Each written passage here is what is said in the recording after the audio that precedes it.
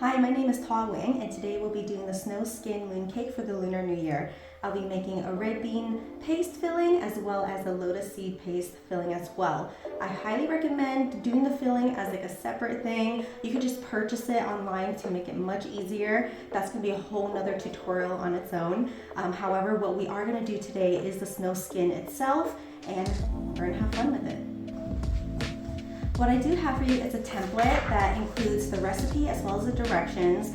You can do this just simply having a microwave available, or there's another technique where you can actually do it over a stovetop, and I'm going to show you both ways today. I highly recommend visiting my Amazon storefront. It's going to really help you identify the ingredients that we're using for our demo today, as well as just really specific brands. There's a lot of brands I really love to use and highly recommend, and I'll discuss a little bit more about those ingredients as we get into the demo. For our demo today, I'll be using a red bean paste I bought on the Amazon storefront. This is fantastic. It's really easy to use. It is still soft, so I recommend keeping it refrigerated before using it. I also have a lotus seed paste I also bought on the storefront. This is great. You don't need to refrigerate it. It's really solid. It has a really nice texture to it that makes it actually very easy to make the mooncakes. If you're looking to make your own filling, I highly recommend planning way ahead of time, as it's really necessary for these to set and cool before actually filling them, because your mooncakes will turn out much better that way, and it actually makes your mooncake not so messy. I like to call Snowskin Mooncakes little confections because the version that we're making today are super tiny. They're really cute. They're great as gifts, especially during the Lunar New Year, and they're really easy to make. So don't feel intimidated, as all the ingredients are mixed into one, and you can use a microwave or a stovetop. To start, you want to use a microwavable bowl. I'm using this beautiful ceramic bowl that my landlord had made for me. Thank you, Henny. And to add all the ingredients, we're going to start with a 1/4 cup of our rice flour. We're going to add our 1/4 cup of powdered sugar. And we're going to add a 1/4 cup of mochiko flour. So mochiko flour is a sweet rice flour, or you can call it a glutinous rice flour. It gives it a really nice texture. I really love using mochiko because it's a high quality brand, and it doesn't have like this really weird smell of like flour. Sometimes certain glutinous rice flour has like a smell to it. In Vietnamese, we said that it's like tan. The word is tan. And tan basically means it has kind of like a weird kind of like a rancid smell. And so I love using mochiko flour because it's just really high quality ingredients. I have my oil, 1½ tablespoon. I have my condensed milk, also 1½ tablespoon. And I have 3/4 cups of water. You can use milk. I am lactose intolerant, so I usually like to use water. There is still condensed milk in here. If you cannot have milk at all, I recommend replacing the condensed milk with corn syrup and replacing the milk with water. I do a little bit half and half because I still love condensed milk and I love the sweetness and the richness of it, but I try to just reduce my intake for it. I also have my wheat starch, 3 tablespoons. You can mix this all together. I really recommend adding an essence in there of some sort. I love almond, and so almond would usually be my choice, but I'm going to use vanilla today because it's just such a neutral flavor and everyone's going to love that. Almond isn't a favorite for everybody, and sometimes people are allergic to almonds, so just being aware of what you're adding in there, and when you're gifting it to somebody, just making sure that they don't have any allergens, okay?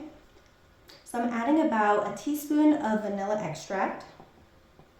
And then all the ingredients are in a bowl right now. So we're going to mix this until it's evenly mixed, and we're going to pop it into the microwave.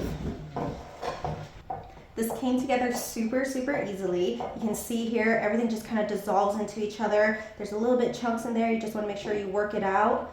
And we're going to pop this in the microwave for 4 minutes on high.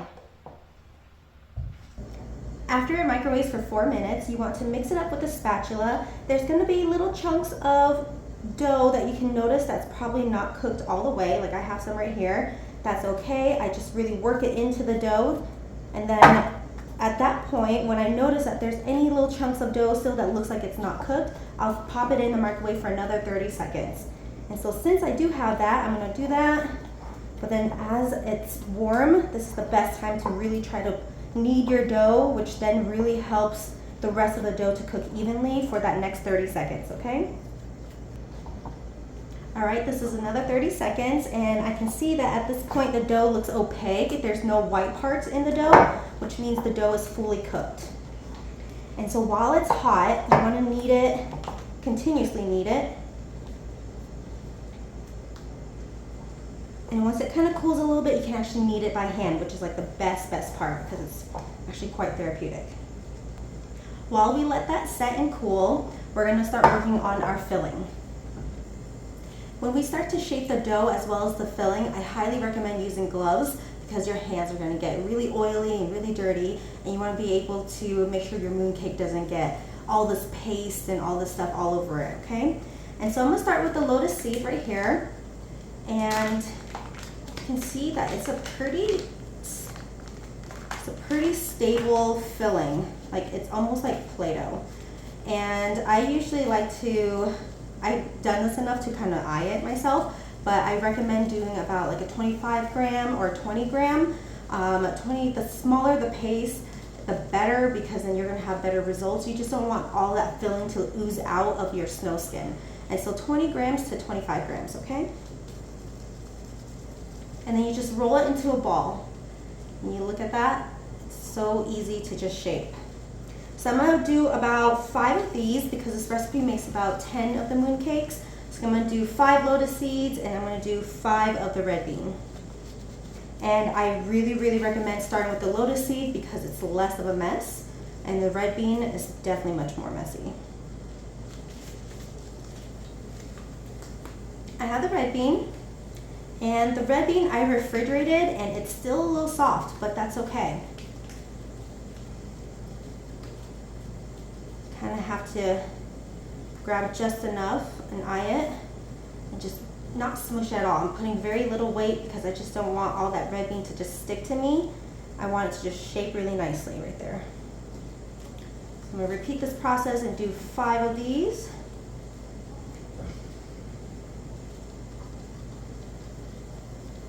And here you go, you can see I have the lotus seed as well as the red bean. Red bean is very sweet. Lotus seed, it's a little bit nuttier, but it's also very sweet. And so the snow skin itself isn't too sweet, which then balances the whole entire thing together. You just want to clean your granite top, or you can even put like a silicone mat. I like to work directly on my granite top. I make bread a lot, so I use the table as is. You just want to make sure that you disinfect it and all is good to go.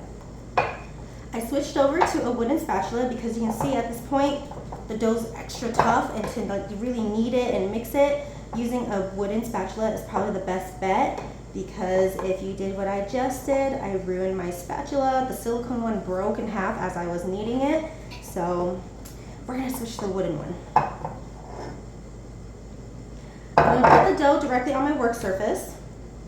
And this is also a really good time to switch over and have gloves as well, because this is going to stick to your hands like crazy. With gloves, it actually doesn't. It actually is really nice. It comes off quite easy.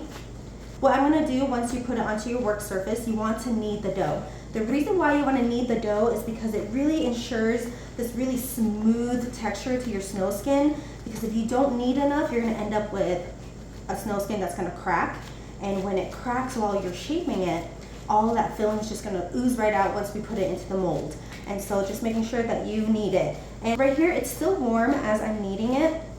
If it's too hot, just wait a little bit longer before you start kneading it, okay? Some people have a little bit more heat tolerance. So I've been working as a baker for so long that I can barely feel heat in my hands anymore. But I'm just going to keep working it, okay? And I work it all the way until the dough just looks smooth. You can see here how smooth that looks, right? That's what we want. I usually have a spatula or a bench scraper to scrape things off the table so that it doesn't stick, so it just comes off right nice and clean. Nice and pliable. And I am going to use my toasted glutinous rice flour to dust the top, so then I can actually roll it out into like little balls, okay? I'm toasting some of the mochiko flour or glutinous rice flour. And the reason why you want to toast it is because raw dough just does not taste good, but to get like that nice toasted flavor as your dusting flour is like the best flavor for your Snowskin Mooncake. And I kind of smell like almost like a toasted rice like scent already from it coming from the pot. And so that means it's pretty much almost done. So you can see that it definitely got a little bit darker in color. And that's all you need. And you want to take it off the stove top as soon as it starts to kind of get a little brown like that. Move it around. It's going to keep getting darker. So you kind of want to stop before it almost gets like too dark. Have some toasted rice flour right here. My work surface. Okay. I have this right here and I'm going to roll it. And then I'm going to divide this into 10 pieces. These 10 pieces can weigh around 30 to 35 grams. A little bit more dough actually helps cover the filling a little bit more.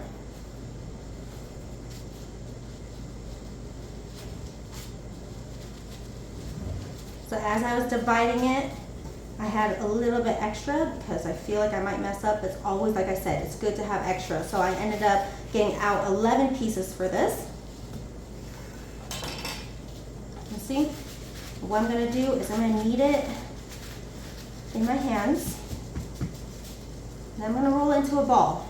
I'm going to roll them all into a ball, but I just want to make sure that there aren't any like seams or any cracks.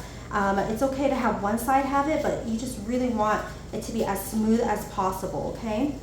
And as I'm working it, it just becomes smoother and smoother. It covers up all those little cracks and becomes that smooth. I have all my dough shaped, and I like to cover it with a plastic saran wrap, and part of that is to really prevent like a dry skin from forming on the outer part. It's not the end of the world if it does form a dry skin.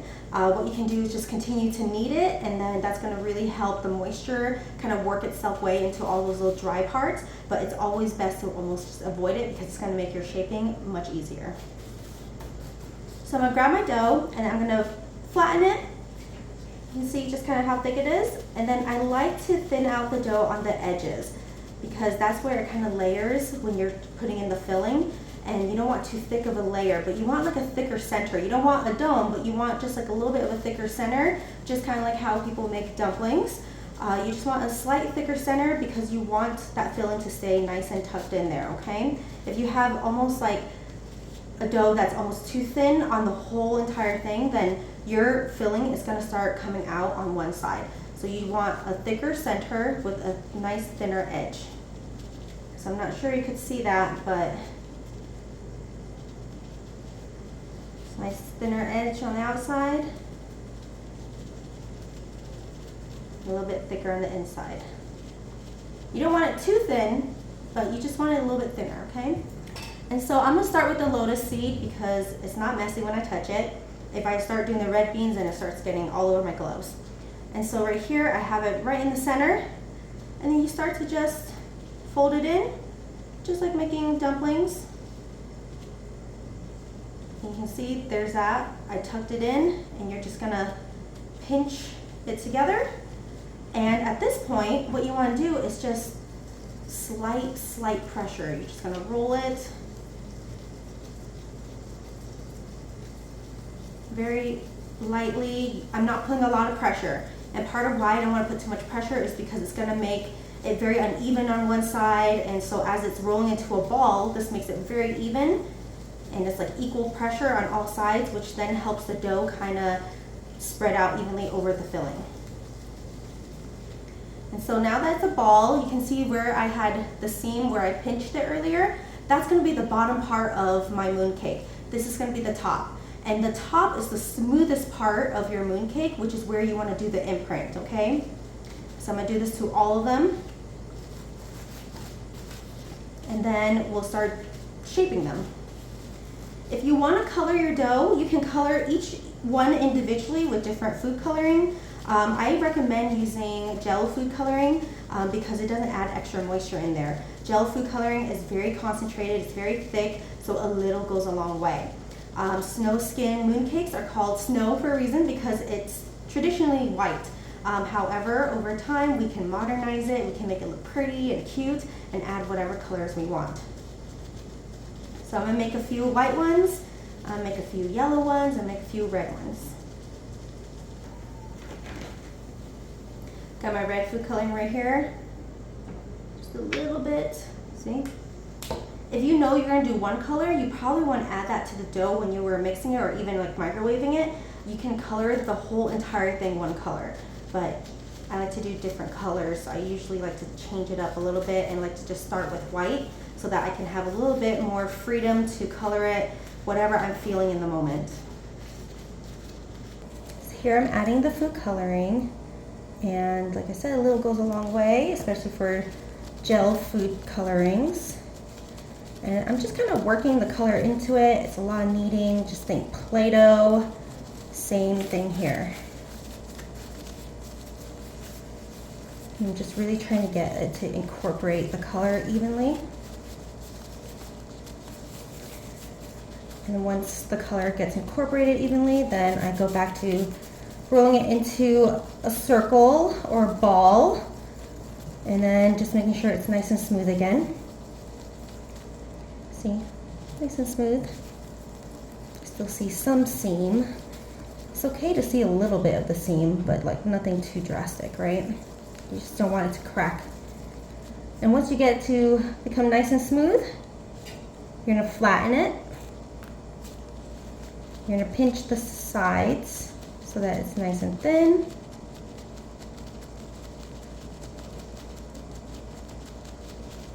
You can see, it's not so thin that you can see through it, but just thin enough. But it's like thinner than that center part, so you can kind of see how thin on the outside, a little bit of hump on the inside. Now I'm going to add the filling in the center, and then I'm going to pinch the filling in, almost kind of like when you're making like a bao bun or a dumpling, but you're just trying to seal it in, right? And so then now, I start to, again, very light pressure and just really try to get it to smooth out and become this really smooth sphere. And it's okay, like I said, if you see a little bit of the seam, because that's going to be on the bottom of the mooncake. So then when we actually do the imprint, that will be sitting on the bottom. This smooth part will be on top where it gets that beautiful imprint for mooncakes, okay? You can see the red bean's much softer. You could easily make a mess because it sticks to your glove almost immediately. So same thing. Gonna pinch it together, be a little bit more delicate with this one.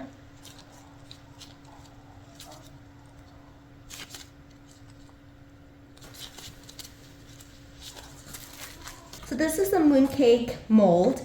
I bought this as a set. You can find this on my Amazon storefront as well, but you can see all the different types of imprints that you can choose from. I love making the rose one with red. I love this one with yellow just because you can just really see a lot of the patterns. Typically the ones with more patterns, I feel like it actually shows through a little bit more. So if you can see something that has a little bit more pattern, I definitely would recommend going for those. But feel free to go through and choose whatever you'd like for that. But there is instruction on how to lock this in. And so I'm gonna start with the red. And I'm gonna basically get this to be in like that, and I'm going to lock it down. You can pop it in, and then you turn the top, and then it locks that piece in. So you turn it to the left, it releases it. So when we're shaping our mooncakes, you want to use that toasted flour and dust it ever so lightly on the top, okay? And it can be really hot if you just did it, so you definitely want your toasted rice flour to be nice and cool before working with it, okay? I also like to put rice flour in this as well so it doesn't stick on the sides. Just kind of get it to move around a little bit and then knock the rest off. You can see it's kind of coated on the inside. So you want to get the smoothest side on the top right here. And what you're going to do is you're going to put it right into the mold. You can see the seam side is on the bottom. And you're just going to kind of tuck it in there and let the mold do all of the work, okay? You're gonna use the flat surface and you're gonna push it down ever so lightly until it kind of feels a little resistance, okay? You don't want to push it any more. I'm really putting light pressure on this because too much pressure, you're gonna squish the whole thing out. Release it, use the push to let it go. And look at that, it's beautiful. And it can be a little sticky in the bottom, so I like to use my spatula to lift it. But if it sticks in the bottom, just dip it in a little rice flour and you're good. And so it's a little fragile now because the snow skin is still very soft, so you don't want to mess with it too much. But look how beautiful that is. Looks gorgeous. The rose design is just really prominent. I'll get the yellow one. And you can even get it to be dusted on the outside as well, just to really ensure it doesn't stick. Because you can always take a pastry brush and brush off all of that excess amount of toasted glutinous rice flour if you don't like too much of that texture. But I like it, it kind of gives like a toasted flavor, so I don't mind having it.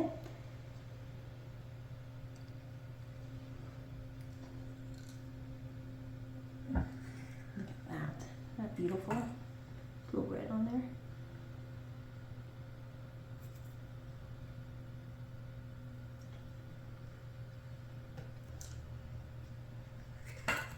There you go.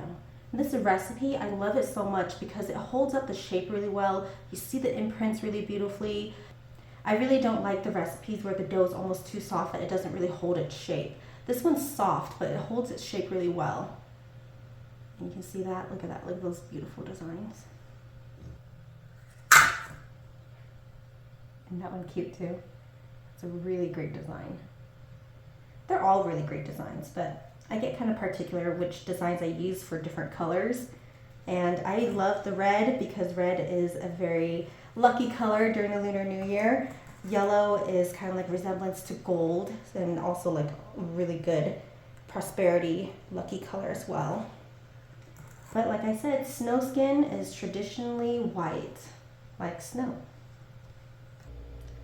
Look at how cute these turned out. Aren't they gorgeous? All the patterns, the colors, and it would make such a great gift during the Lunar New Year. And you can see here I have even these little containers, like they're just little gift containers for these little moon cakes. If I grab one, they just fit so perfectly. You could even package them and have them in little containers. And you can find these containers in my Amazon storefront as well. And so they're very easy to seal and the perfect gift during New Year's.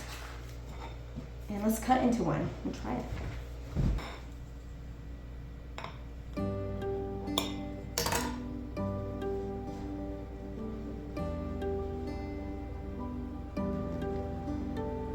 Look at that. It's nice and tender, the outer part. You can eat this right away. I recommend making it and eating it like within the day because that's like the best quality and in terms of texture. But you can probably keep it up to 72 hours. I do recommend refrigerating it, but then the skin is definitely gonna get tough being refrigerated. So this is always best to eat within like the next 24 hours unrefrigerated, okay? But enjoy, because I know I am, and happy Lunar New Year. It's good.